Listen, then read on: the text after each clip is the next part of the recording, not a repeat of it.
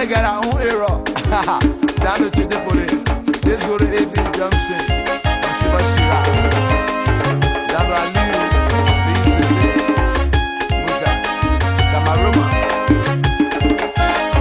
Down to all star record to all the monies.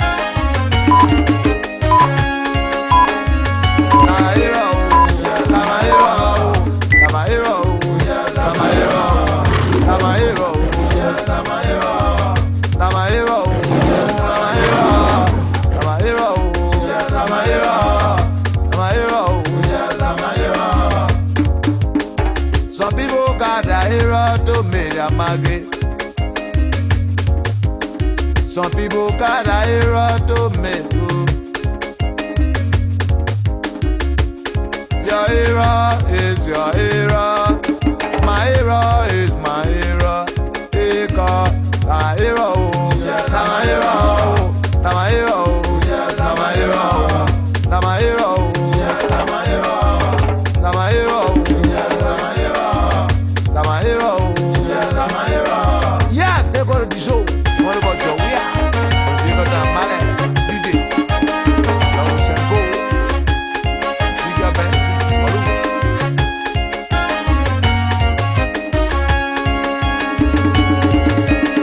Everybody got a hero. Oh God, you know your hero is your hero. Some people hero to make a market. Some people hero to be up and down in the street. Some people hero to get a sign of it. I got my hero, his music hero. Oh God, I say, now my hero, now my hero, now my hero, yeah, now my hero, yeah, now my hero, yeah, now my hero, now my hero, yeah, now my hero, now my hero, yeah, now my hero.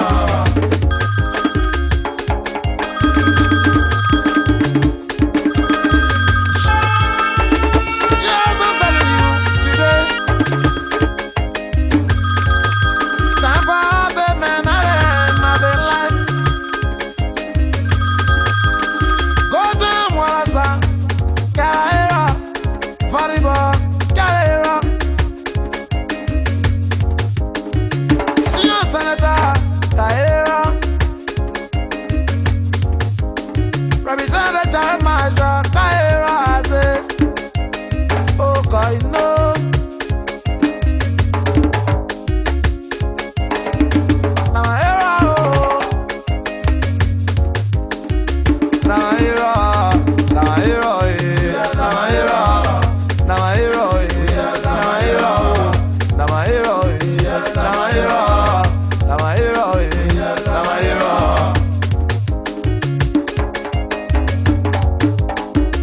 Some got a hero to make money. Some got a hero to be up and down. Some hero to cast it by people. Some people hero to be selling money. All the people hero to be up and down Broad Street. Now my hero. Now my hero. Now my hero. Now my hero.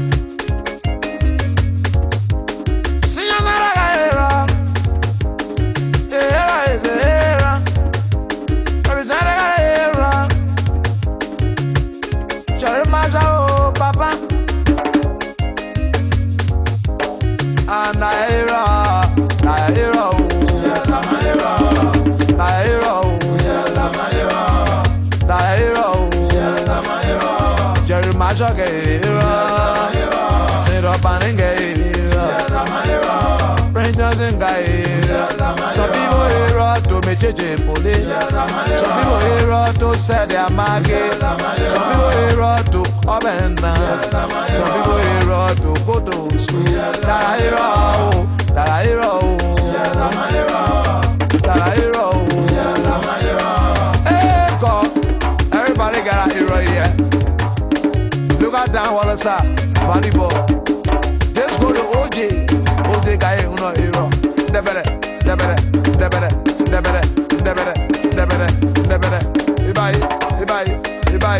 Ibai. Ah, got so. Ooh la la!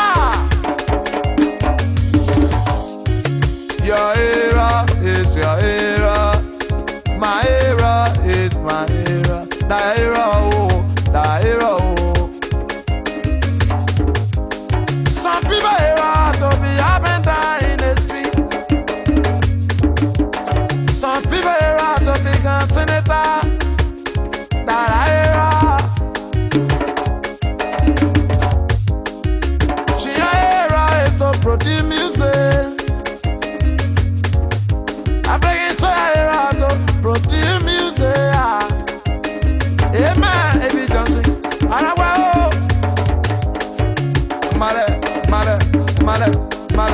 Male. Oh, that is a hero to be. Oh, scream at it and lie. Yeah, busy. Oh, that is a Male. Mavigata. She kissing it. And I will. I am hero. Now my hero. Now my hero. Now my hero. Yeah, now my hero. Yeah, now my hero.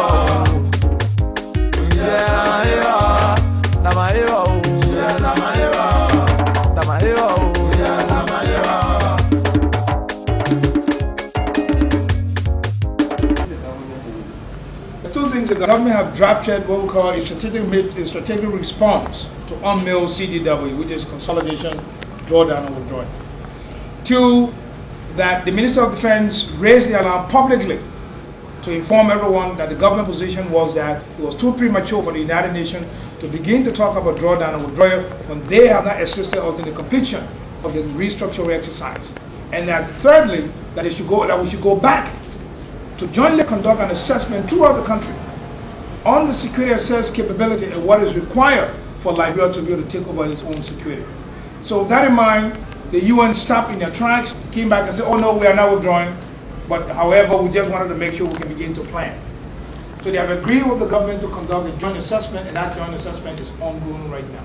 Secondly, the United States has, again, like I said just last week, facilitated the continuous funding of the retraining of the military, as well as funding for the police, and as well as funding for protection of our excellence to ensure that there's stability in the process.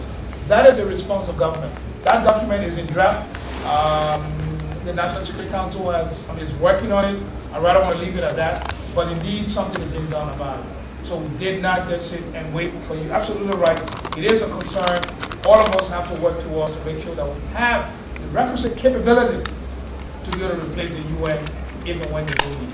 But what is important is don't see it only in terms of physical protection. See it in terms of governance, where there's no individual group that is being seen to be disenfranchised, where a group is not being seen as being targeted. See it where we have democratic tenets taking place. See it where we have the reform of the judicial system. See it where we have the reforms, different kinds of reform taking place as recommended by the GRC. See it within the context of the political leadership, where for the first time in our country, there are no political prisoners, and we don't think there will be any political prisoner under this present administration. See it from the standpoint where justice is a key issue. See it from the standpoint where there's freedom to say whatever you want to say. It is that context where people perceive to be secure, people perceive to have their rights respected, people perceive the government to be genuine in its democratic intent that will minimize the whole insecurity that one may have.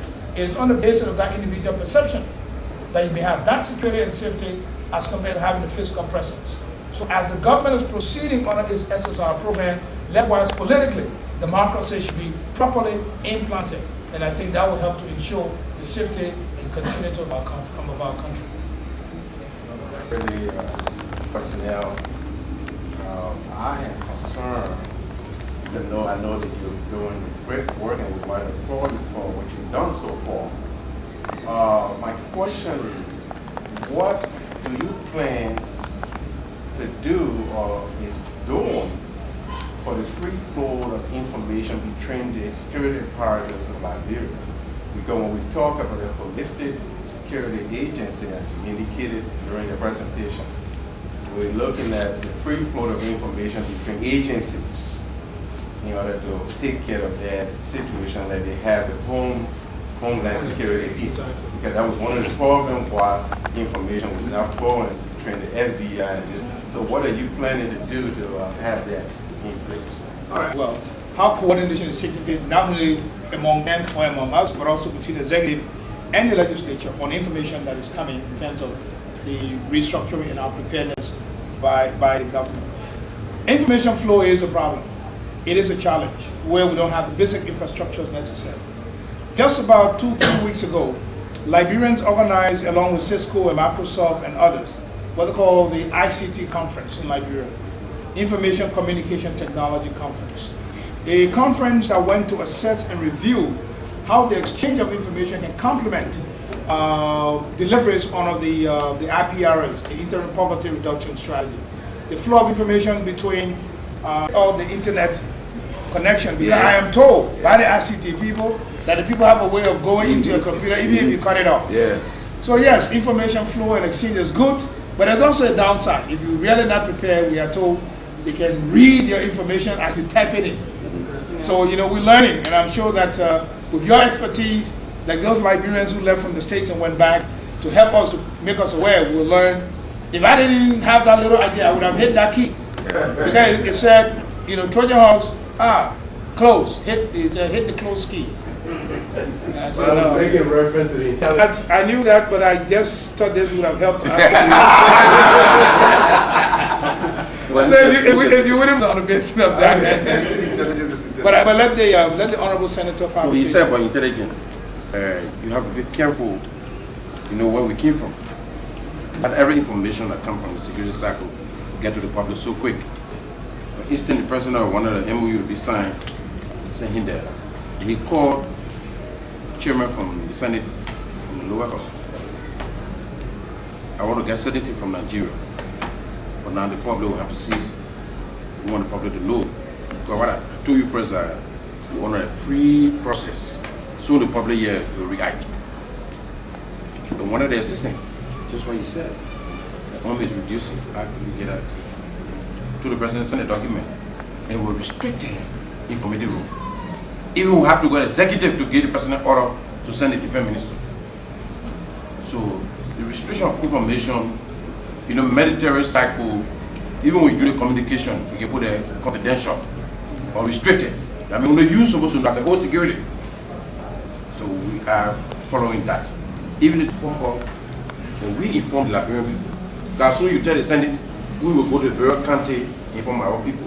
The government is taking the decision to protect the Liberian people. So please cooperate. Thank you. Good afternoon. Thank you very much for your hard work in Liberia. My name is Theophilus Masakwa.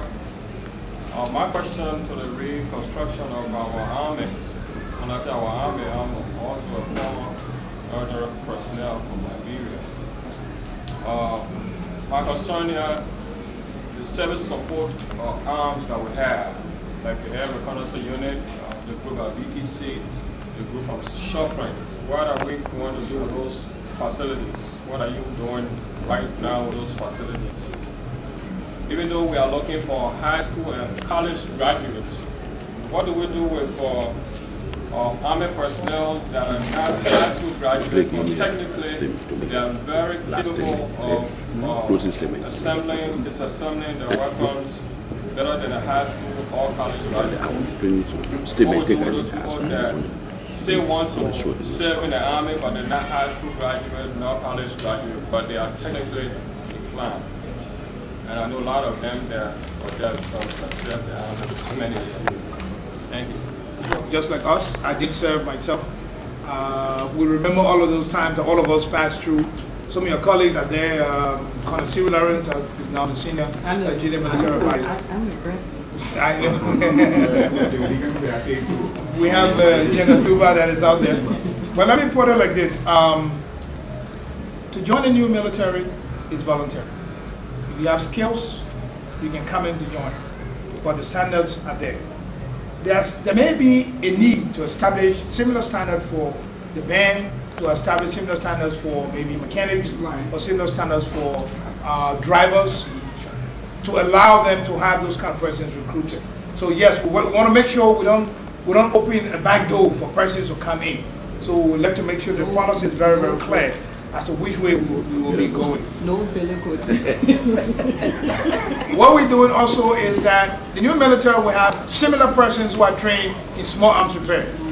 Similar persons will be trained in the different MOSs to handle those kind of duties and missions and functions.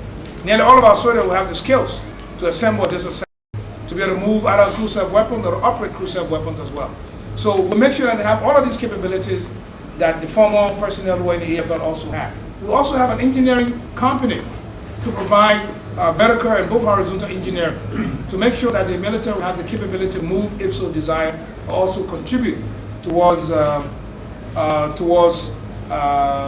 community development. That is why I brought along with me the Assistant Minister of Civil Works, Mr. Sal Vama, who has traveled the length and breadth of Liberia, reviewing all of the military facilities that are in the country, assessing their conditions, where there's a need for maintaining and operating forward operating bases, how to get those facilities up and running. There will be combat support element in the new armed forces of Liberia. Though not a very big one because the size of the military is small, but definitely there will be. It is better if you have a ratio, in the US I think it's 1 to 6. I'm not sure whether we can get a 1 to 6 at this point in time or 1 to 8 at this point in time. We will probably start at 1 to 2 or 1 to 3 to allow those support elements to support that individual soldier when he or she is moving. So combat service support it is an extremely important element in the force capability of the new AFL. Minister, my name is Itamde Kampona. First, if you allow me, you made reference to the ITC conference recently held in Monrovia. Right. And if you'd allow me to recognize Professor Mike Best at the Sabinat School of International Affairs, who was one of the conveners and organizers of the conference. Professor Mike Best. Yes. I think the president called his name on that Yes, day. yeah. I was also right there. Right, I did yes. That's correct. My question or comment is related to the work of the Truth Commission, the Truth and Reconciliation Commission in Liberia, and wondering how it relates to sustainable peace and security in Liberia from the Ministry of Defense perspective. And it would be most helpful to hear also from Honorable Lasana about the effectiveness of the Truth Commission in a specific county, which he represents. So the relationship between the TRC and sustainable peace and security in Liberia. Thank you. Let's tell you, the vetting process of the new army has no future plans on utilizing the information acquired from vetting for prosecution. So just to satisfy that, the information acquired on any individual from the vetting process will not be turned over. The intent is to maintain the confidentiality of the vetting process for the future, so that the information is not to be used for prosecution purposes, to maintain the integrity. Information for prosecution, for whatever case, will have to go to other organizations like TRC, the courts, or elsewhere. Because there's a lot of information we acquire in the process when we're doing the vetting. Some will be things that people need to tell the TRC about because we don't utilize that information for prosecution now or later. No, there's no intent. But whatever TRC does to help to maintain and support reconciliation, the Minister of Defense will be really, really supportive of that because as Liberians, we think we want peace. And I have seen when I was in East Africa, some of the sessions of the South African TRC process. It is a highly emotional process. If you don't have the experts to help the people, you probably will have people who will, forever be traumatized. So they have these experts who are sitting next there, who assist not only the person who is confessing, but also the victim families. And both of them in the end have to be able to face each other to reconcile. And in the South African model, what I saw, just one episode, was really highly emotional. Let me speak to the process of preparing people as they come to give their speeches, as they come to give their their testimony as tourists, and not only that, but we are going to, because our country is a highly religious country, we are going to have a training for our pastors and our imams or religious, so that as the people come to give their testimony, we ask them to bring their pastors along, who will have prayer with them, who will escort them to give their testimony, and after that testimony, we will be able to carry them back and have service with, and then we'll be able to come and visit them regularly to see how they are coming emotionally, so that they will not be re-traumatized. It will be done with the Muslims, it will be done with the Christians. So besides the psychologists, the psychiatrists, and all of the people who are in that area of helping our people, we have a deeper religious dimension. So the TRC didn't have that, because as I said, we are religious people in Liberia. We're going to have that, and I think it's going to happen. We're trying to train the people who will be taking statement here, and she is one of those. So let's go ahead. Thank you. Yeah, we just answer for me. You know, I chair the Committee of National Defense. We have ex-combatant, other former soldier, former security, SS, police. We've been working with PRC, talk to them, kind of situation. But every day I receive communication. So, my father died, one for a benefit, this I should wish more. And sometimes we send them to PRC to talk to them. Even at the country level, you know the Guthrie, we have ex-combatant there. TRC went there, talked to them, to turn the farm over to the government. And I think through their effort, the farm will turn over to the government. We have people now operating, generating from paying taxes to government. So for Bombing County is open, and we are cooperating with them. I want to first of all thank the government for the job well done. You guys are doing a very good job in Liberia. I mean, I talk about all of you government, especially you, Mr. Minister. But I have a question to ask, and my question goes to the ambassador and Dr. Dr. Young. Especially in Atlanta, we had to go to Liberia. We wanted to go to Liberia. We could go to Dr. Young and obtain a visa to go to Liberia. Now, something in order for us to get a visa to go to Liberia. What are you doing to alleviate that kind of problem, to solve that kind of problem for us that reside in the Atlanta, metropolitan Atlanta area? And secondly, is there any consideration being given to Liberians that have dual citizenship to visit Liberia without having to go through the hassle of getting a visa and all that kind of stuff? What are you doing towards that? Is there anything being done about that? As always, I'm very willing to work with all Liberians and Americans who want to go to Liberia. However, the government, I think, is trying to put something in place so that you will be able to facilitate that here in Atlanta. I'm at your service when the government gives me permission. It has, you know, in the last 25 years, a lot of things happened in our country. One of them was the absence of political will to pay people in the foreign service. And when we had honorary council issuing visas, there's a small income that comes from it. That income, because the government was not paying the people at the embassy, it was felt that the embassy should collect that income. Therefore, all those kinds of activities were taken for financial purposes. There's also the question of the security concern. Are honorary council capable of ensuring that those people who are issued documentation are genuinely legitimate? For instance, in the last, I don't know for how long, they've been stealing and selling Liberian travel documents. When somebody arrives at the embassy, we can determine whether this man is from Angola, Nigeria, or whatever, because we can investigate. We know how to determine who is a Liberian and who is not a Liberian. Many of our honorary councils do not have that capacity. So for security reasons, we put all of that within the embassy itself. That's the reason it was created. As we improve the situation, as the government is able to remit funds to meet their obligation to the diplomats abroad, then we will begin to release that responsibility in the field and allow the people, the training, to also be able to establish who is a Liberian and who is not. So it was a reason why those things came into play. And it will take time to go back up. We regret that you have to go all the way to Washington. You can send us document there and it will be done. In the process, at least in the last 2 years, what we have done, you all recall, you used to go to a consulate and they go to a printer and they make those rubber stamps and just mess up your passport by giving you a visa. That is no longer applicable. We have a security sticker that cannot be duplicated, that goes in as a visa sticker or as a renewal sticker.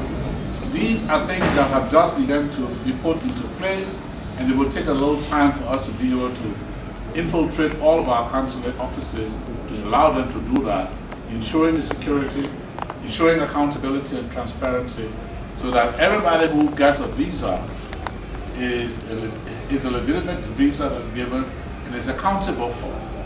On the question of those who come in with Liberian passports and are not Liberian, we can legitimately seize them.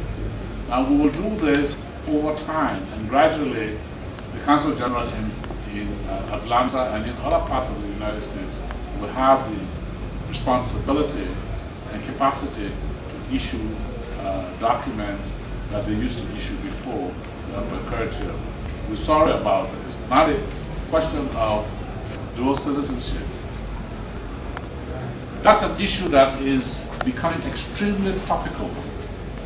I do not know how many of you will remember, but sometime in the distant past, the issue came up, it was very unpopular and nobody wanted to discuss it in Liberia.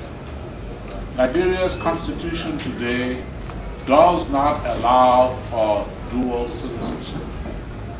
The United States allows for that. You can have, and keep your American citizenship and have any other citizenship you wish to have. But Liberia does not allow it. This matter is becoming critical because Liberia needs, especially Liberians who were born there and have become citizens of other countries, to come back home. And they do not want yet to release their foreign nationality. So this matter is being discussed. But that's an issue. Where is the Senator? Will gradually, I mean, we've been discussing it in very many cycles in government. As a matter of fact, quite recently I had several other ministers and we were discussing it.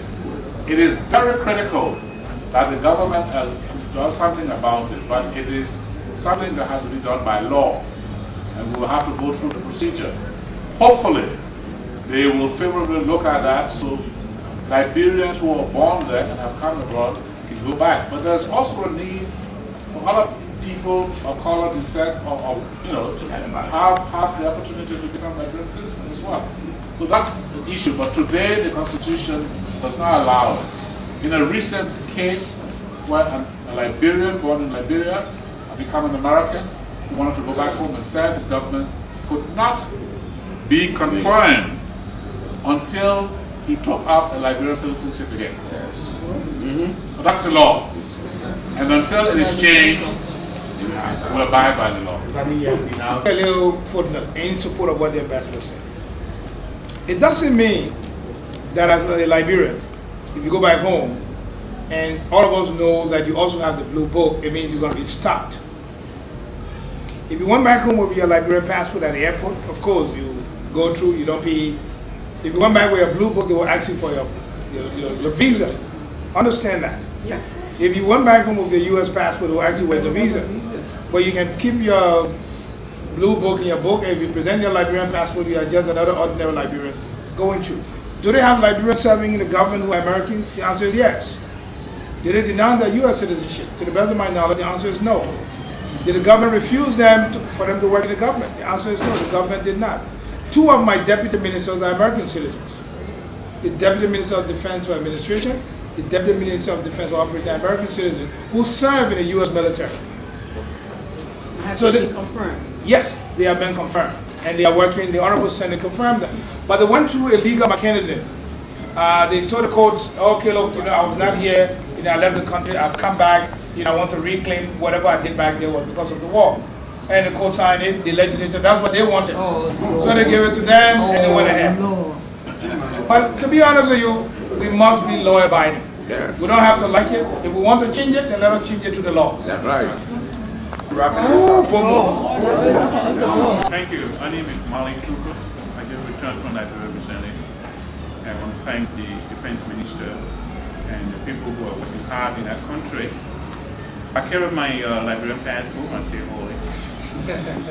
and unfortunately, I was afraid. I kept asking my brother-in-law, do I need an exit visa? He said, no, you don't need that anymore. That's a plus there.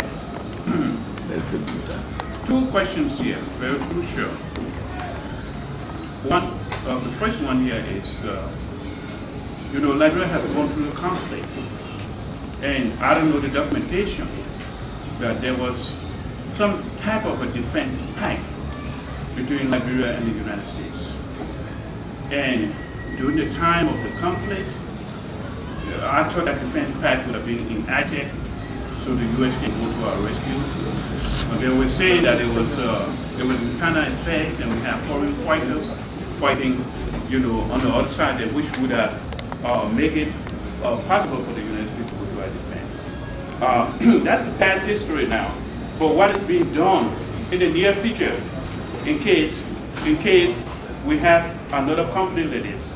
Is there anything being placed in the new army structure or in the new relationship with the United States that we're not hoping that anything will happen again, but that something will be there that the United States can come to our defense if we have to have another conflict that is done in the country. Secondly, we are grateful for the country of the United States for living here and being able to support our people in Liberia. All right, now I hear most of the government officials say, come home, come home. All the time, please. Come home. Okay, but we're happy to come home. What type of incentive is being given to those of us who are in the diaspora? We want to come home, but if you say you continue over there, you want to walk up and down and be able to get your continuous play. That country can be rebuilt in 3 years if incentive is given to the diaspora. I know the honorable legislator is here, and that's something that needs to be done so that we can come to those of us who want to come home and help with the rebuilding process. Thank you. I'm sure you have shared your experience when you went back home and with some friends when you came, but I'm sure you also recognize the capacity building that is needed to help our people. On the question of a defense pact, actually there was no defense pact between Liberia and the U.S. It was just an agreement in 1955 setting up the U.S. military mission of Liberia to help us in the retraining of our soldiers, helping to build our army. That understanding is still there. We haven't seen a change. The U.S. continue to provide support for the new army. As a matter of fact, I've just signed on to one of the officers who come to the States for training, and we have 50 more training programs that the U.S. has just recently authorized to send our officers and NCO for additional training. All of that is part of those agreements and understanding. For security assurances, we are working on other options, utilizing our regional partners and regional friends with the knowledge of the U.S. to ensure that the safety of Liberia remains. If you permit me, I will choose not to want to go into detail on the security assurance, but I can tell you it is in the works and something is being done about it. On incentives of return, what needs to be done, maybe the lawmaker can speak on that, because I'm told in Ghana, the Ghanaians pass some incentive that encourage their people to come home. They have dual citizenship. They have some other benefits that allow.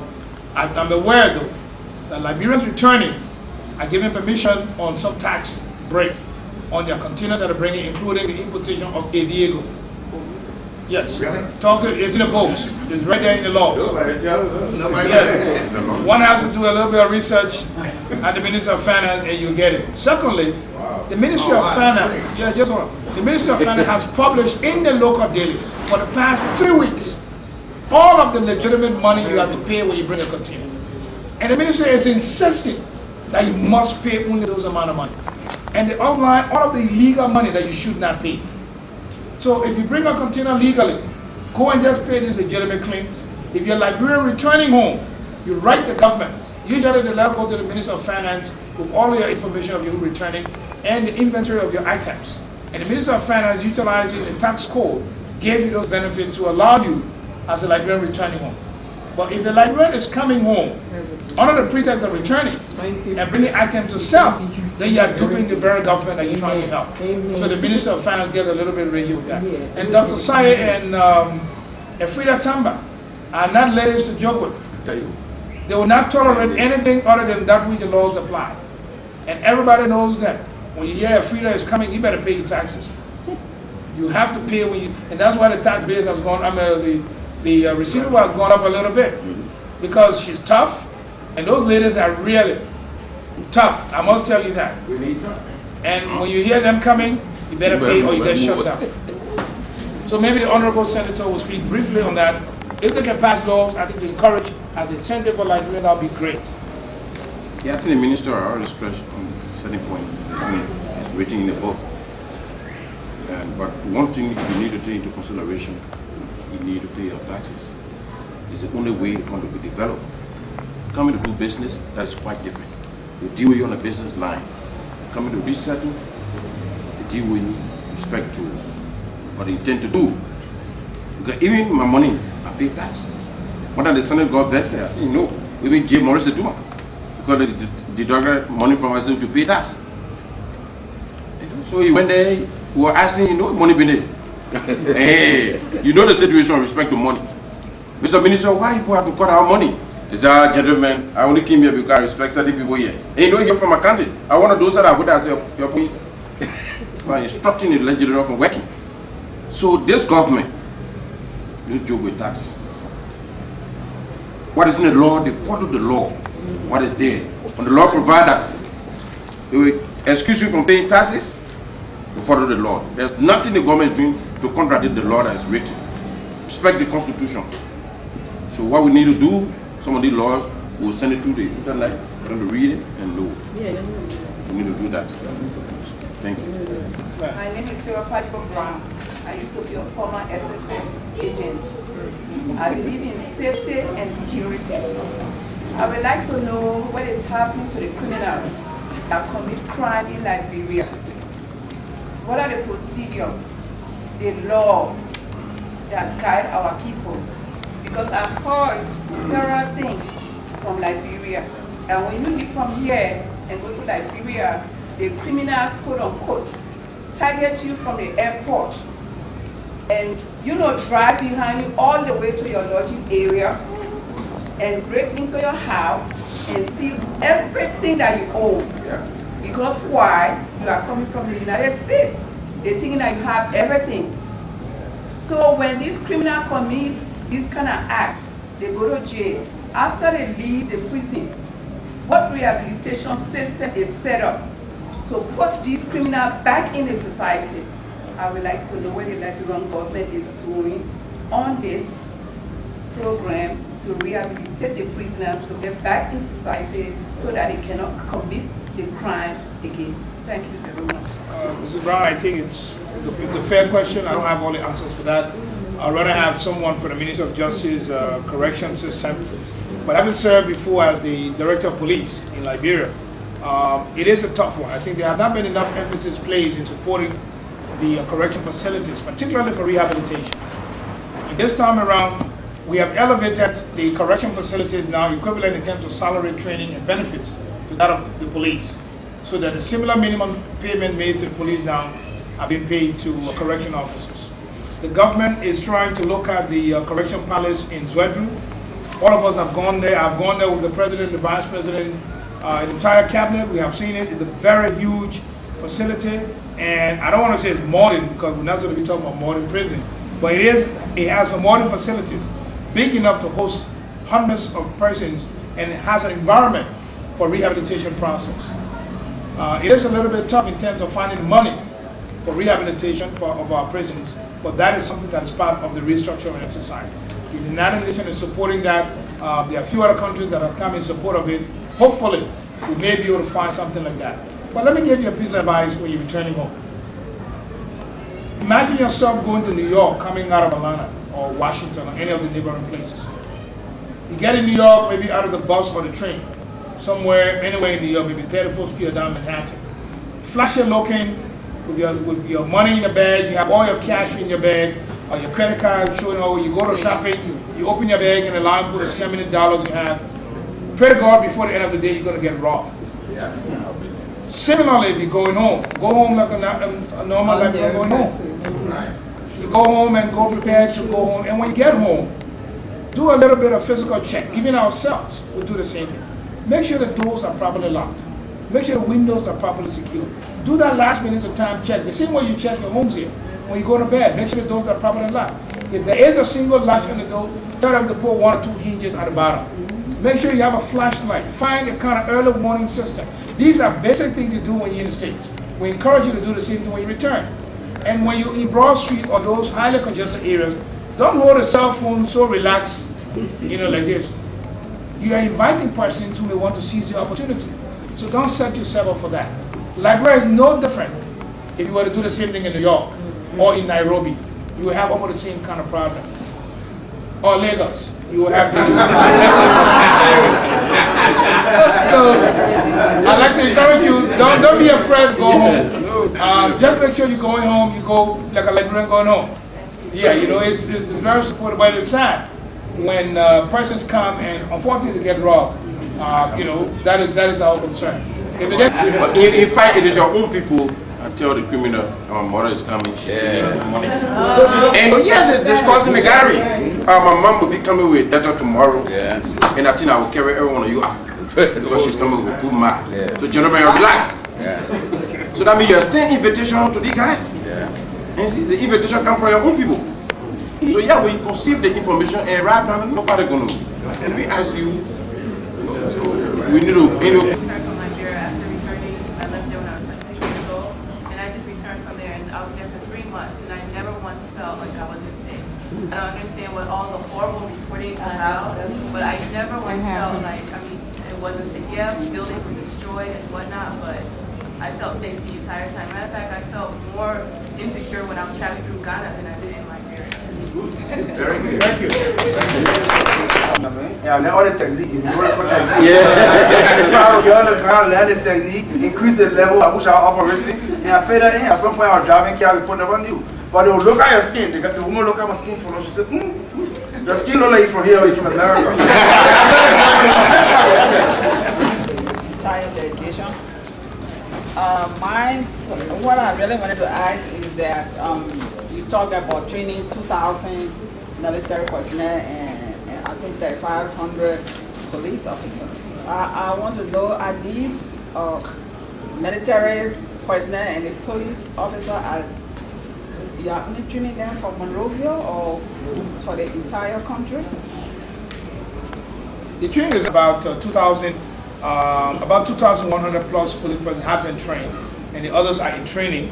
Just last week, Friday, we had about 65 police personnel who just completed advanced training in Accra. Yeah, then I wanted to, do you bring police from the various counties and territories to train them, or you only use people in Monrovia? No, all of those. And then send them back to the various counties or something like that? No, what they have done is, and after you get reselected, you go for training. After you finish your training, you go for on-the-job training. And then after on-the-job training for 3 months, you go back to complete the whole training, and then you send back and give you an assignment. Some of the assignments take you to Butuo, take you to Zletown, take you to Virginia, all over the place. All of them have been sent to the different counties. And I think a request for the Honorable Senior Senator from Bombay, and I would like for you to, if you can, to introduce a bill in the Senate, telling that keeping stability is not an easy job. So in order for these security personnel to be more effective and for them to do their job, I think they should be well paid too. So your need, I was born and raised in Liberia, and but I know the Liberian people, they don't really respect police officers because sometimes I sit in a cab, something they drive it the way they drive, and he violated the traffic. It was a traffic violation, and the officer pulled him over, and he just kind of rude to the officer. He said, the officer, oh man, he just opened his a drawer. He took up 50. Officer, come here. That's all he need. You know, I mean, and he just got away. And then the officer told him to go because the people are not being paid. So the people gave them 50 cents, they gave them $1, his money, he leave food on the table for his family. So Mr. Senator, I'm appealing to you to please make sure that the people that keep the peace, the people they should be well paid. And then the pay should come on time so that they will be able to do their job and then they won't be taking bribery from people. Thank you. Yeah, thank you. Let me just make a statement with Ambassador, what she's saying. I think the defense minister was present when the president asked me with respect to the new AFF. And she said she wanted to increase her pay. So I said, well, they reduce it, writing and put it in the budget. And at the show, as soon as we get there, we'll pass it, and then, deduct it in a month from it. Because the only way to human security, you need to maintain personnel. You will not deploy the person so they will act anything. They want something, they look in the car, they want to pass it to them. But if you pay the policeman, even I want to thank the government for giving me their trust, and I honor that very much. I also want to thank members from the Carter Center who have been very interested in Liberia, who have responded every time we called on them for help. And thank you very much for coming out today, and let's keep on keeping on. Yeah.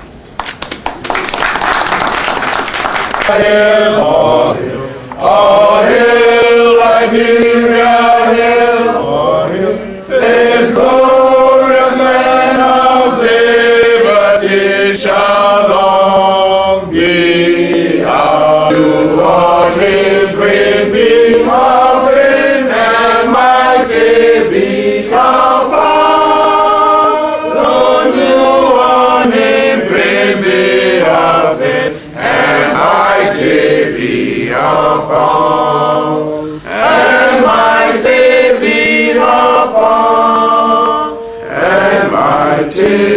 So please just give us your preferred mode of contact, whether it's email, whether it's phone number. When you fill out the form, fill out that particular part.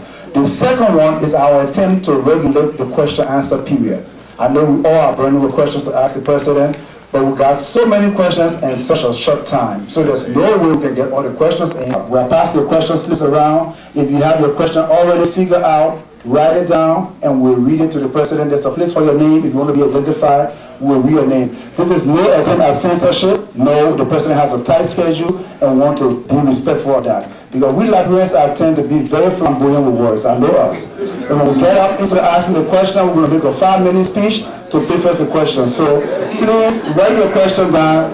We'll pick it up and we'll read your question according to the time allotted. Thanks for your cooperation and we'll look forward to the program.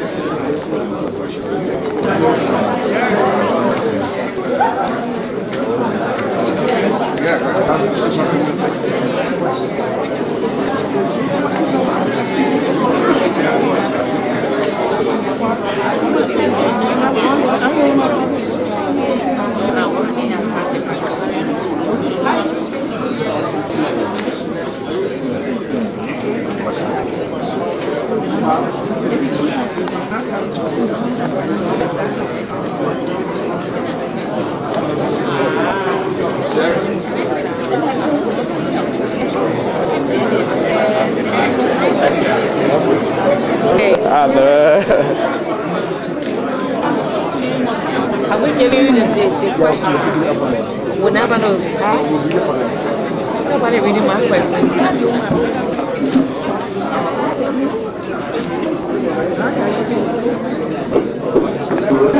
Standing up.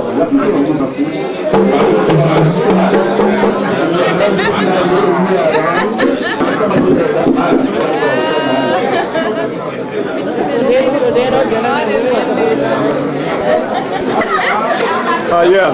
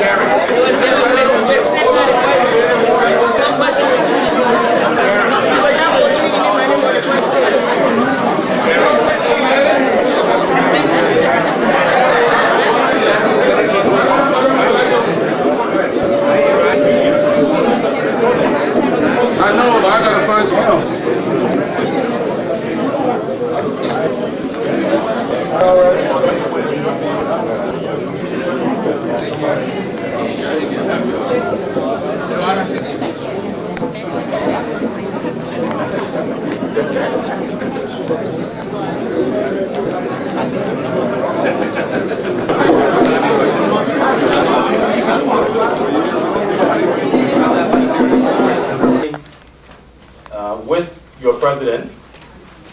I'm Larry Brockler, and I serve you at home as the Minister of Information, Culture, and Tourism. The President has had a very long day today, but she is committed wherever Liberians are gathered to be there. We have been to her for that. What I have asked of her also is to allow the window of opportunity for questions and answers, which I think is more pivotal to our gathering. So, we've asked those who are participating on the program to let brevity be the guide of questions. The President, of course, won't be able to hear all of them or answer all of them. We also beg your indulgence. The Master of Ceremonies will go through them, and hopefully he will ask the right ones of the President. All of them are the right ones. So that she will be able to answer. Those of us who are presenting the community initiatives, the briefings, if you have scripted briefings, what you should do is just give a summary, a 2-minute summary, and then hand us the scripted briefing. That way the President has some bedtime reading, when she will be, more relaxed, and she can read about the initiatives that you are undertaking here in this area. There are no off-limits questions to ask your President. We do ask you to allow sensibility to be your guide, and ask questions that are relevant and that lead to answers that inform and help to broaden your horizon of what it is that we're doing at home in the interest of all of us. We are available when the President retires. If there are more questions that you will have, particularly related to our sectoral functions, we are available to continue to answer. A bit of a housekeeping. Please make sure that your cell phones are off, or at least on vibrate, so that it does not interrupt the short time that we have to engage the President, so that we get the maximum benefit. The President have no problem with you taking pictures. Just please, the proximity when you're taking the pictures. And we're really thrilled that we can have this opportunity to engage the President. I don't know if any of you may have any questions prior to the President's arrival that you don't have to have questions. I mean, I just wanted to.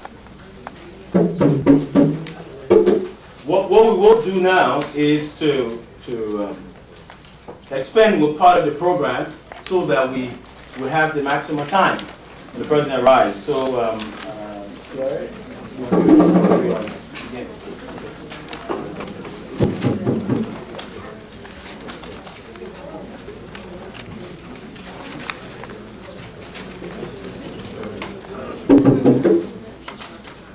A town hall meeting with Her Excellency Madam Ellen Johnson Sirleaf, President of the Republic of Liberia, hosted by the Liberian Association of Metropolitan Atlanta, Sunday, May 20th, 2007, 7 p.m., Four Seasons Hotel, Atlanta, Georgia. We are going to go ahead and pledge in Atlanta. The senior pastor and founder of ICF Ministries, Brother William B.G.K. Harris. Let me get a figure of stabbing. Oh, no.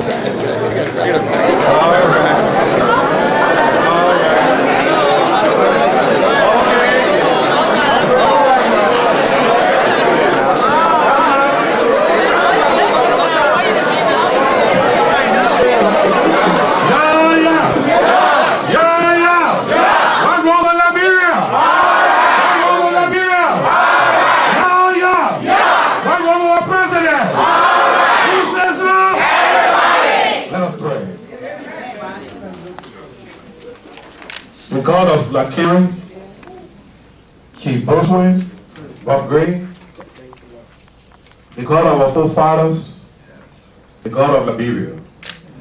We thank you for your grace. We thank you for your mercy. We thank you that we have come as a people to fellowship, to learn, and to get a better understanding. We know you're already here, but we want to invite your presence here. That what we say and what we do will be to honor and glorify your holy name. We thank you now for bringing our president safely, and thank you for bringing all our audience safely. We pray that it focus on unity and love. In the name of peace and joy, amen. Amen. Thank you, Reverend Harris. You have a couple, as I told you earlier, I'm the Vice President of the Library Association, and I'm proud to be working on our dynamic lady. Yeah.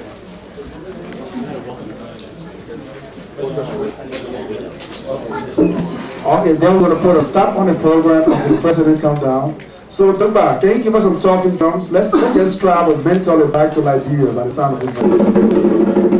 Dumba is Dumba Karanda, a former announcer at ELBC, a true cultural activist. He has the biggest art display of Liberia here in Atlanta, so if you ever did an artistic display,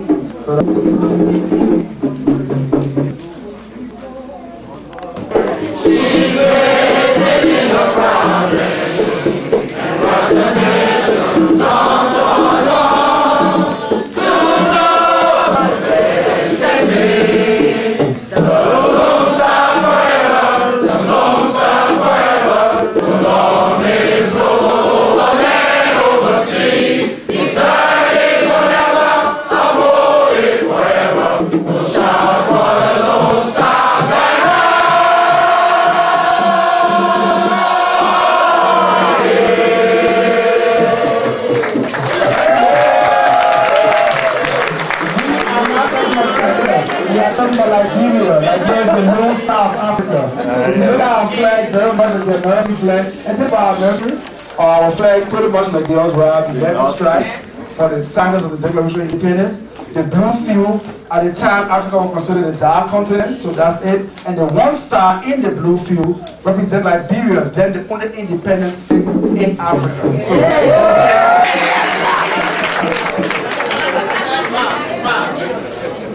okay. And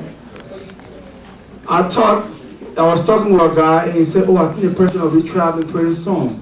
So I said, okay, that's a nice thing. So we're standing, and we saw a plane flying. And I told the guy, I said, but that would be the president going. He's like, no, you crazy? If that's the president, won't you see a motorcade beside the plane? I don't know how to pronounce Detroit. So it was after 9/11. So the guy gets at the New York airport and asked him, where are you going? He said, well, I'm going to destroy Michigan.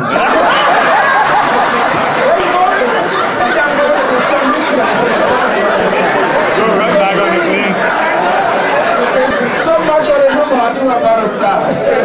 But please educate your people before you send for them. Else we end up in the wrong place.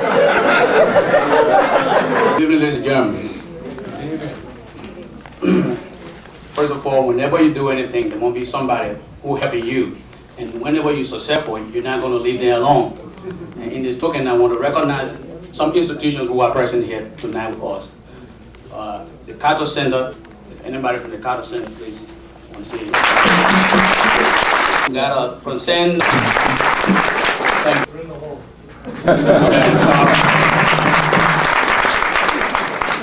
Thank you very much. And then the Apex Museum, as we all know, Apex Museum, please. As you all know, we will not continue. There's so many people. If I continue to call everybody tonight, we might not leave from here. So I just want to recognize these people tonight, and thank you for your support to the librarian community. Thank you very much.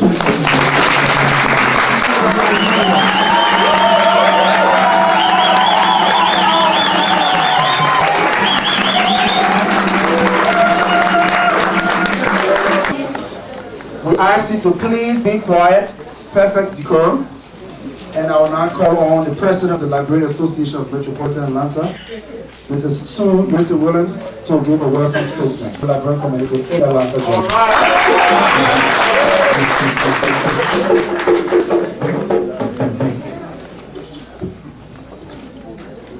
Yeah, yeah. Yeah. Yeah, yeah. Yeah. Bati or Bati? Bati.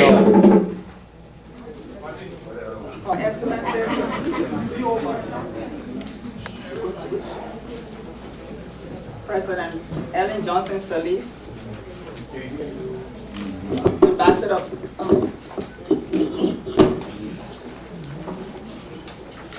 Ambassador Minor, Vice President from the Carter Center, and other dignitaries in the audience. Madam President, I want to say good evening to you. The leadership of the Liberian Association of Metropolitan Atlanta, LAMA, and I are honored to welcome you once more to this great city of Atlanta.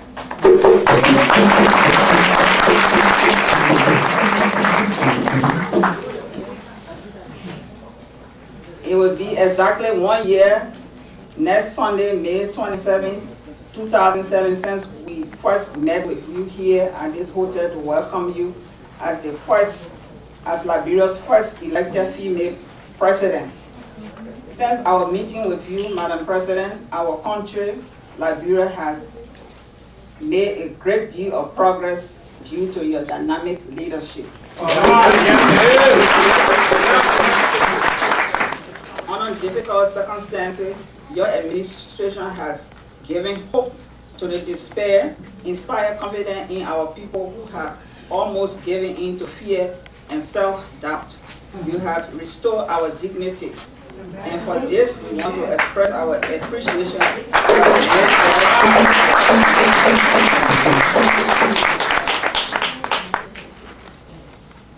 And because the minister already won, also I will to briefly mention a number of people and institutions that made this gathering possible for us this evening.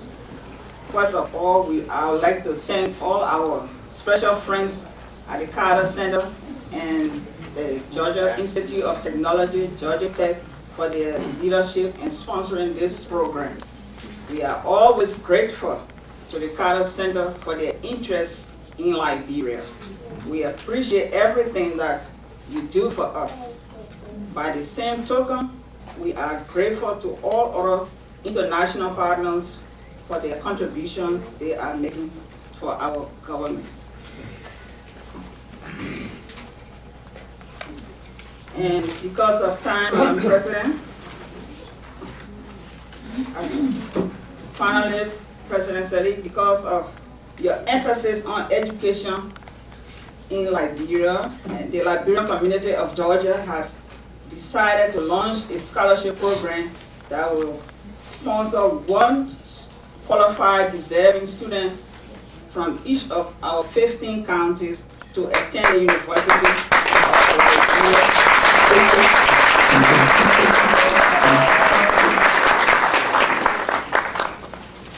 15 counties to attend the University of Liberia in 2008. And Madam President, we thank you for giving us this audience. And for more than that, I thank you very much for your passion and dedication for improving the quality of life for all your citizens. May God continue to protect you and keep you safe and save the Republic of Liberia.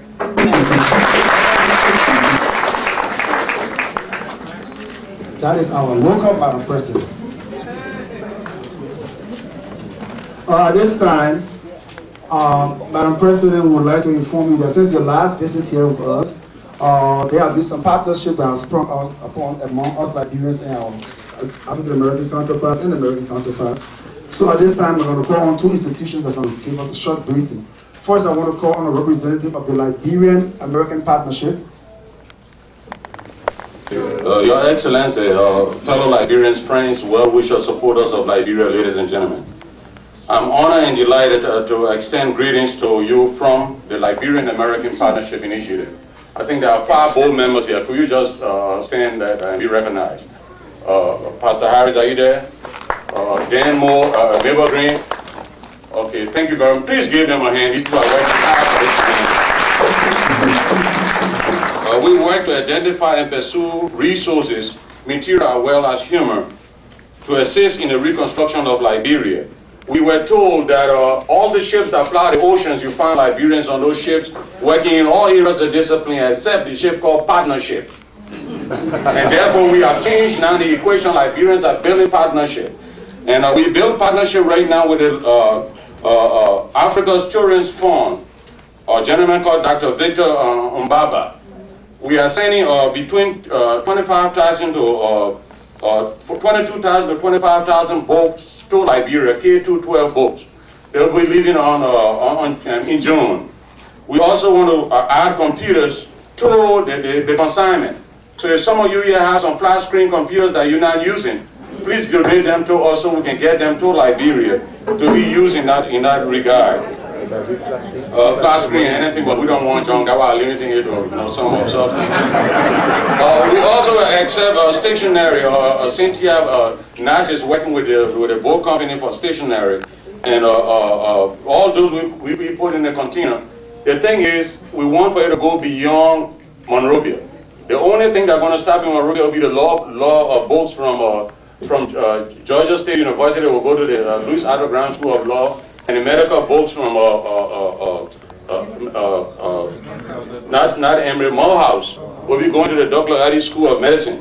So these are the kind of partnership we build. We also build partnership with the First Congregational Church through Dr. Young, and they are going to make substantial amount of contribution, financial contribution to the Ellen Johnson Saliba Educational Fund. The embassy was very helpful. They help us to put the background material together. So that's the partnership we're building. So this is what we are doing. We hit a home run 2 days ago when the newly elected president of Mohawk College called me on the phone and said, guess what? I am on board and I will work for Liberia. I had the privilege of sitting there with Cyrus Abadi, my little brother, and we're having our lunch, kisawa and soup. And when he called, that was a home run. Not only that, he wanted for me to tell you that in the next edition of Jet Magazine, please read it. He did his genetic makeup and he's from Liberia. So, I don't know what's in the water. I don't know. Frankly, from Liberia, maybe Dublin is the next in line. But thank you. I would like to take my seat by saying, I wish I were there when Ellen Johnson Sirleaf was being named. I wish I were there. I wish I were there to influence Omen Connie Johnson to give her her maternal grandmother Sawiye name. Because Sawiye crew means the one who clears the way, the pathfinder, the trailblazer, and may God richly bless you.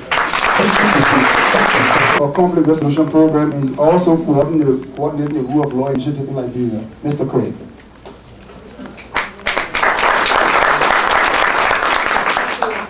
Your Excellency, other dignitaries, friends, Liberian and non-Liberian. It's my very great honor to be invited to speak on behalf of the Atlanta Friends of the Liberian Truth and Reconciliation Commission, about which I wanted to tell you as much as I can within the two allotted. I also wish to thank many people as well. So in the tradition of the Oscars, if the drums want to start playing when I've run out of time, that will be very helpful to me. There are so many people to thank. There is so much to say about our work. This is an impossible challenge. But as the Liberian taxi bumper slogan says, I'm about to attempt to do the impossible with the available. That seems to be the motto that President Sirleaf has adopted in these early years of her presidency, and we all wish her success. And I myself would like to add my voice to the applause that she so richly deserves. The Atlanta Friends of the Liberian Truth and Reconciliation Commission is a group of Liberians and non-Liberians that has come around following a visit to Atlanta from Commissioner Massa Washington of the Truth and Reconciliation Commission. She told us that the Accra Peace Accord, as you all know, had instituted a Truth and Reconciliation process for Liberia, and 9 commissioners have been selected. Bishop Kula, I believe, is not able to be here tonight, but he has been among the community also. We, from the non-Liberian side, working with Liberians, have been able to put together an infrastructure under the guidance of the Truth and Reconciliation Commission and the Minnesota Advocates for Human Rights, who have a formal partnership with the Truth and Reconciliation Commission.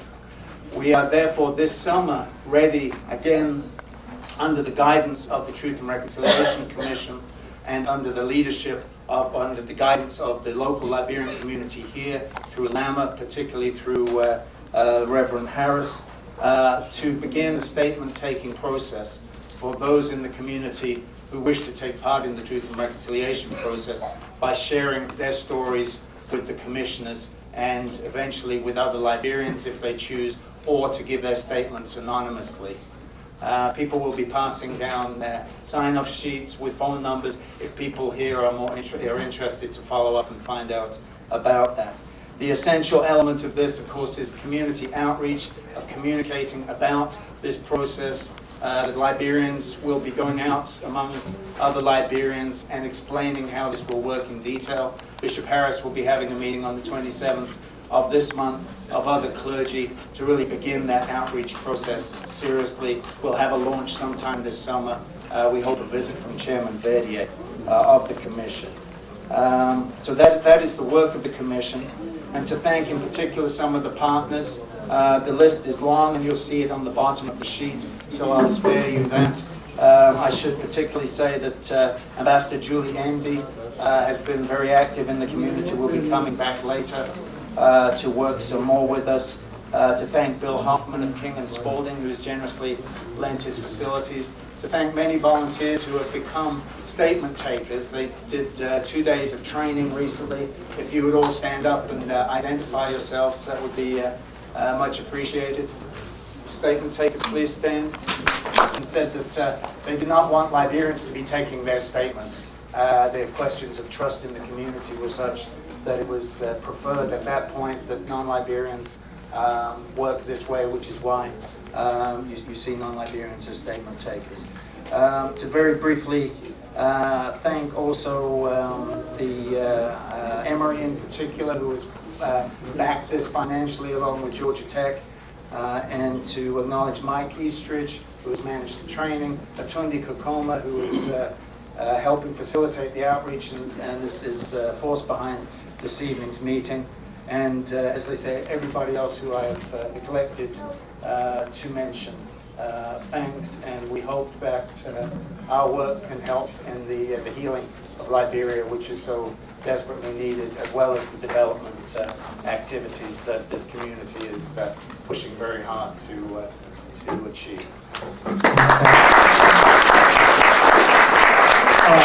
After the meeting, you see the statement takers, they have brochures, they have sign-up sheets. Please cooperate, sign up, get the brochures and read the information. A very distinct honor to introduce a person who needs the introduction, a person with whom we are all familiar. And so, ladies and gentlemen, what I'm about to do, I want you all to turn your attention to the center of the stage as we welcome Her Excellency, our President, and most of Liberia, the old man, Ellen Johnson, son,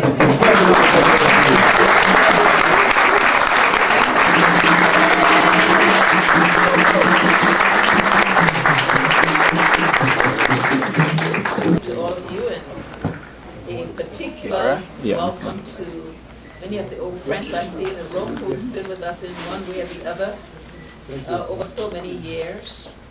Glad to see you. Liberians, friends of Liberia.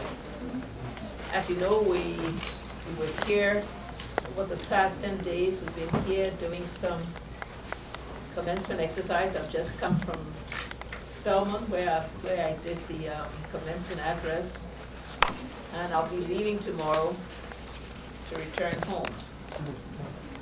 I'm sure you want to know where we stand. As was said, it was a year ago when I was in this city and we had an opportunity to exchange views. Since that time, we made some progress, and let me try to recount as much of it as I can. As you know, we've put our development in what is called the Interim Poverty Reduction Strategy Program. And we have built that around 4 pillars: peace and security, economic revitalization. Now it works. Infrastructure and basic services, restoration, and governance and the rule of law. In the areas of peace and security, we are undertaking to ensure that our security forces are completely professionalized and institutionalized. And that involves building a new army. You know, we dismantled the entire old army. The training process is on. If any of you have been to the country recently, you will notice that the Shefflin Barracks, renamed the Edward Benyon Kesseley Barracks, now have all the infrastructure in place, the houses for the soldiers, and training has started. The United States is the key partner in this training through some of these contractors, DynCo and PAE. And the first group of recruits have already completed their first basic training. Just before I left home, we commissioned the first 9 officers, lieutenants that have completed their training that enabled them to start the buildup of the officer corps. The next group of trainees will start their training in June. The aim is by the end of sometime in 2009, we should have a 2,000-person army ready to protect the territorial integrity of our country and to protect the citizens.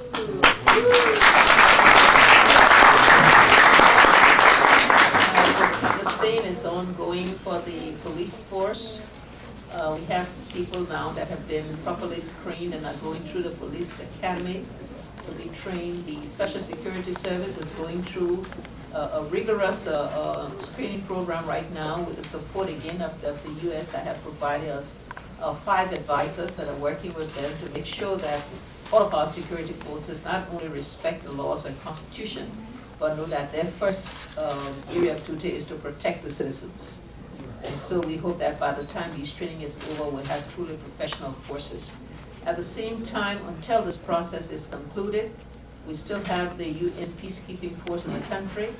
There are now about 13,000. A slow reduction is in place, but that reduction is being made consistent with the training of our own forces so that by the time they begin to leave or have reached the place where their exit is there, that our own forces can take over the responsibility. We still have some difficulties there, I have to say, in the area of peace and security. You've got a lot of armed robberies, which tell us that the country is not totally rid of arms. Other kinds of information, but by and large, I think given what we've been through and the progress we've made, we can say that we have a situation of containment and we're on the right path.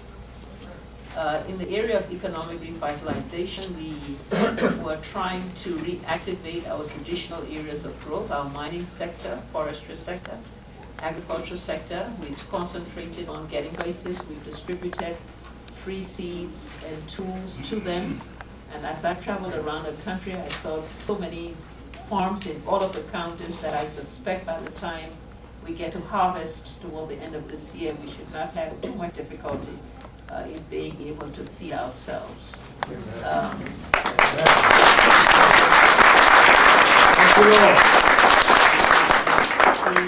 As you know, we canceled many agreements which we felt did not meet the national interest test. Some 80-some more contracts in the forestry sector were canceled. We had a new forestry law that has passed, and as a result of us taking some of these actions, in keeping with the details of what's in the law, the sanctions, the UN sanction on forestry was lifted, and we are now preparing on a competitive basis to start to give our forest concession again by the time of the dry season, which we hope will create some of the jobs that we're looking for. We also have renegotiated some agreements. The Metal Steel agreement was successfully renegotiated, bringing much more benefits to the country, and now they can start the process of reopening the Lamco mines and some of the deposits there, which implies a $7 billion investment over a 7-year period. Mining sectors have we also have proposals out now, and they're on the internet calling for proposals for reopening what we call the Western process, which includes the Bomi mines, the other area, Wologisi and others, and we hope that will also Bong mines, it will be up for a bidding process pretty soon. And so that we should get our mining sector. We also know that we've met the requirements of the Kimberley process. So the sanctions on diamonds have been lifted, and we can start in that area also. We still haven't got our fishery sector under control. Still got a lot of people fishing in our waters because we don't have a coast guard. But we're trying to talk to partners to see what we can do there. Our main area of thrust there is the private sector. We have met the requirements, so we're now eligible for AGOA.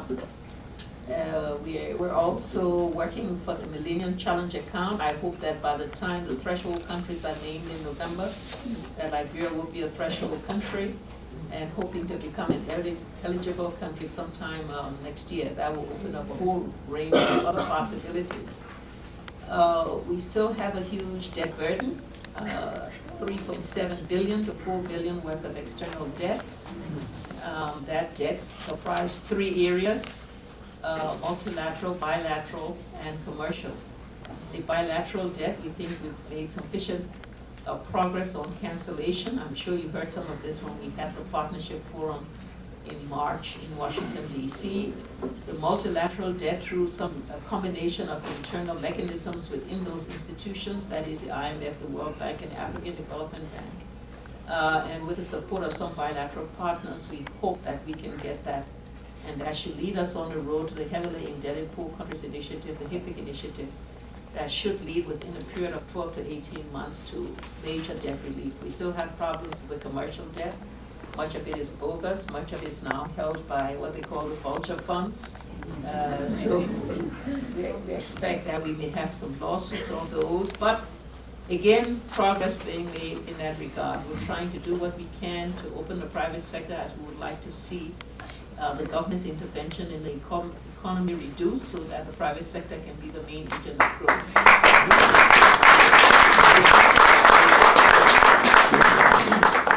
So, and if you, maybe you all heard about the Bob Johnson initiative, the commitment he made at the Clinton Global Initiative meeting last year, that involves a $30 million commitment to support Liberian businesses. And he has delivered in the sense that he's come with a Trade and Investment Commission about a month ago.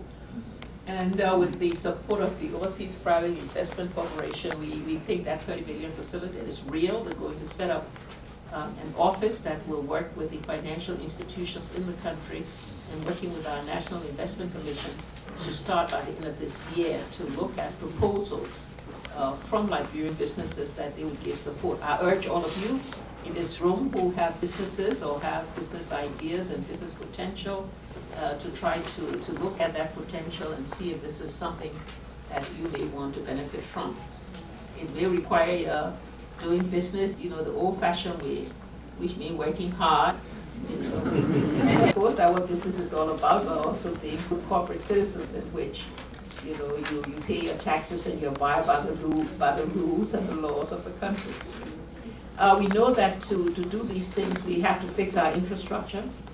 And so we started on the renovation and rebuilding of schools and clinics throughout the country. Much of that is there, but still, you know, still a long way to go. Our road system, we have, as you know, many of you heard that I took a cabinet meeting to Hapa, and we took the road. And we drove all the way from Monrovia to Hapa, spending a night in Zwedru, spending a night in Fishtown, and spending 2 nights in Hapa.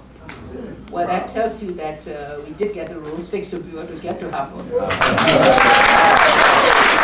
We have plans to have reinforcement to make sure all the primary roads are working, and secondary roads, some of the community roads in the Monrovia area are now being reopened. We have plans for paving of some roads already. I think someone has won the bid for the repaving of the Monrovia Buchanan Highway, and that should start right after.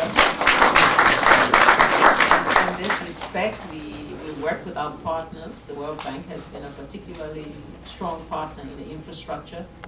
In the areas of electricity, we have begun to expand the little lights that we started with street lights, and with some institutions like hospitals getting lights.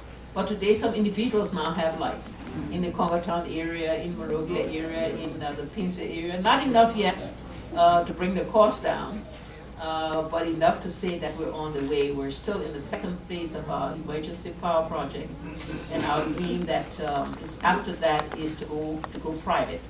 We will be able to ask for private people to come and look at the sector. We have a team from IFC, an advisory team now working with our Ministry of Lands, Mines, and Energy to see how we can do just that. I'm sure you heard about the collapse of the Five-Town Bridge, but we do have the World Bank's commitment to the rebuilding of that bridge to be done.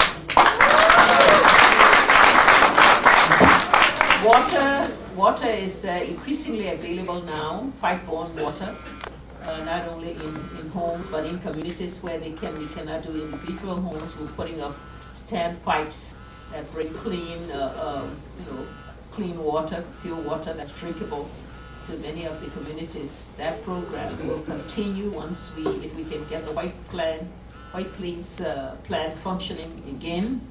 Then we should be able to expand the number of persons that will benefit from water. So telecommunication, well, we all still look at cell phones, and that's why we don't have fixed lines yet, but we'll get there. We got a few people looking at that also. In the area of governance and the rule of law, well, we still have a long way to go.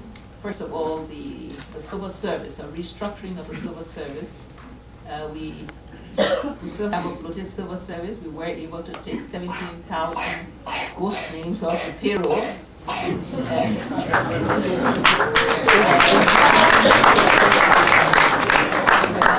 But the civil service compensation is still low. It was $30 in the last thing, but in the new budget, which starts July, that budget has been submitted to the legislature. The minimum wage that we pay to civil service will be $50 starting in July. But it's also going to be graduated, so that no longer are we talking about everybody getting the same amount, no matter what your level of skills or your level of responsibility, or some gradation. Eventually, we're moving to a restructuring that will lead us to the merit system, in which classification, qualification, promotion, performance indicators will all be part of it. It'll take us a while to get there, but a process is started. We're trying to strengthen the pillars of integrity, and the General Auditing Commission. Many of you know that John Molude too has returned home as the new Auditor General. And to make sure that he was kept independent, I made sure that he did not come as a government employee, but he came on an GMAP arrangement where he's paid by the European Commission to make sure he maintains his integrity and he's not compromised in any way, and he gets the financial support that he needs to carry out an independent work of auditing. We're trying our judicial system, still weak. We're trying to work on that. Part of the governance is the one that the Carter Center is working with, the Truth and Reconciliation Commission.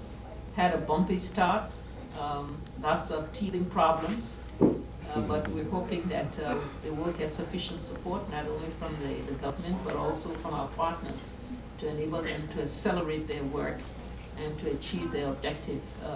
We're still slow in getting the Independent Human Rights Commission started, but because we have some problems with the legislation, which we think is flawed, it could lead us to similar problems we have with the TRC.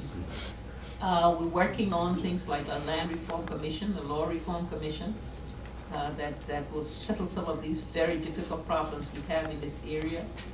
Trying to put together the basic elements of a decentralization program that will have the devolution of power as much as possible from the center to the periphery, so we can strengthen local governance and enable them not only to take on the responsibilities for the determination of priorities, but also for the allocation and management of resources. So a lot of things are happening, but we also have great challenges. In every area where I've mentioned the progress, there's still a long road to go. We've made the important first steps.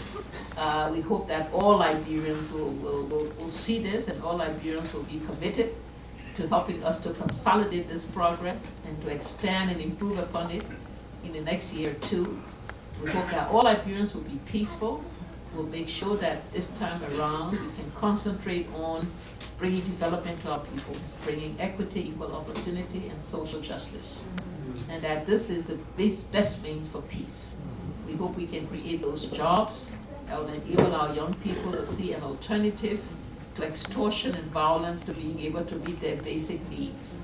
The government budget still is small. Compensation level in the public service still not at the adequate level of incentive to attract many of you home, but we're working on it. We have also launched a couple of private initiatives. The education was mentioned. We launched the Liberia Education Trust, which is called 5500 5000. We intend to build or rehabilitate 50 schools throughout the country, to train 500 teachers, and to give annually 5,000 scholarships to young girls.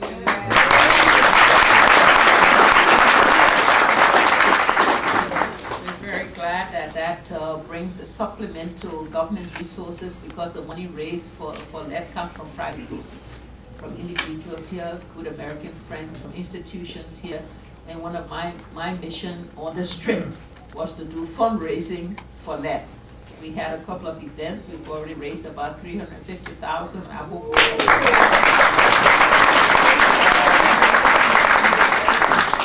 by the time we do that, I also have another fund that we've been raising money for, and that's the Market Women Fund. It's called the Sirleaf Market Women Fund, and that one is my passion. That one is to improve the market conditions for women who sell every day, you know, under rain and sun, sometimes in a very deplorable to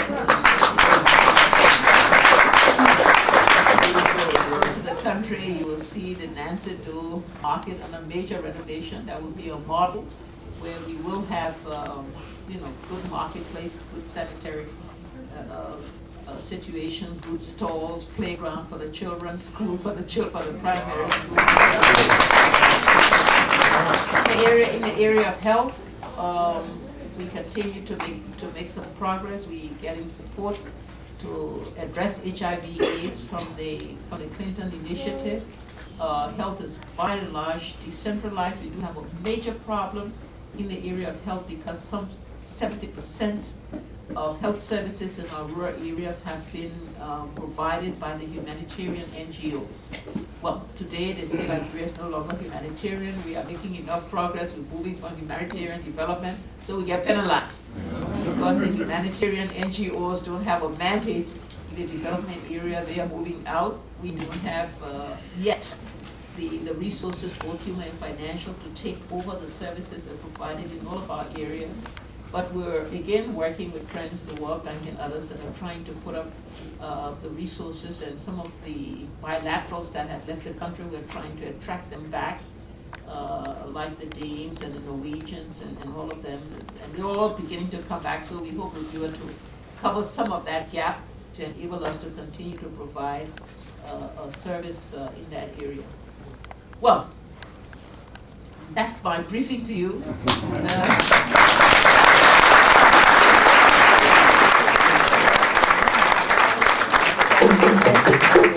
Thank all of you who continue to send remittances to the country. That has been an important contribution to the country over the years. Many of you with the associations, some of what have been mentioned tonight, that are sending material things like books and supplies and other things. All of those really do supplement the government resources, which is still quite constrained. So I ask you to continue to do that. I ask you to look at the opportunities in your country. You know that we went to bat for you on the TPS by getting in touch. We don't know where that stands. That stands exactly yet, but we've made your home at some point to come. That we also know that many of you have a lot of roots here, and we also know that if 300,000 of you descended on us tomorrow, we wouldn't have solved it. So we asked them to stretch it out and give you more time to stay, so that those of you can begin to come, those who are ready to come, who see opportunities to come, and whether to do business or whether to be a part of the public service team or whatever it is. Those who are ready, we are there willing to receive you.